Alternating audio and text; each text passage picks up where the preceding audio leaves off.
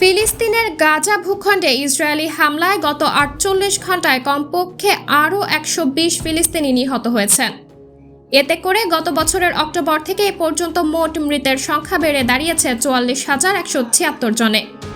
এদিকে বিরামহীন এই নির্মম হামলায় অন্তত ১,০৪,৪৭৩ জন ফিলিস্তিনি আহত হয়েছেন। দেশটির স্বাস্থ্য মন্ত্রণালয়ের বরাতে বার্তা সংস্থা আল জাজিরা এই তথ্য জানিয়েছে।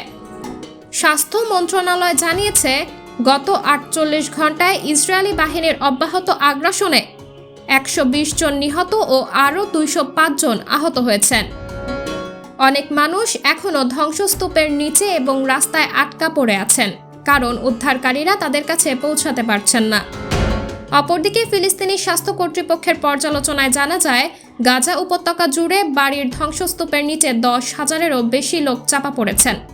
গাজায় অবিলম্বে যুদ্ধবিরতির দাবি জানিয়ে জাতিসংঘের নিরাপত্তা পরিষদের প্রস্তাব উপেক্ষা করেই ইসরায়েল অবরুদ্ধ গাজায় এই বর্বর আক্রমণ চালিয়ে যাচ্ছে। উল্লেখ্য, গত ৭ অক্টোবর হামাসের নজিরবিহীন হামলার পর থেকে গাজা উপত্যকায় ইসরায়েলি হামলায় হাসপাতাল, স্কুল, শরণার্থী শিবির, মসজিদ, গির্জাসহ হাজার হাজার ভবন ক্ষতিগ্রস্ত বা ধ্বংস হয়ে গেছে।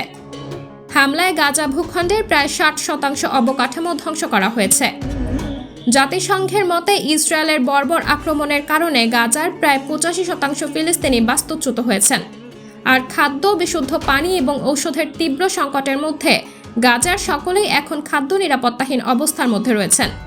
ইসরায়েল ইতোমধ্যেই আন্তর্জাতিক বিচার আদালতে গণহত্যার অভিযোগে অভিযুক্ত হয়েছে। সাবরিনা জলিল, সবার কথা।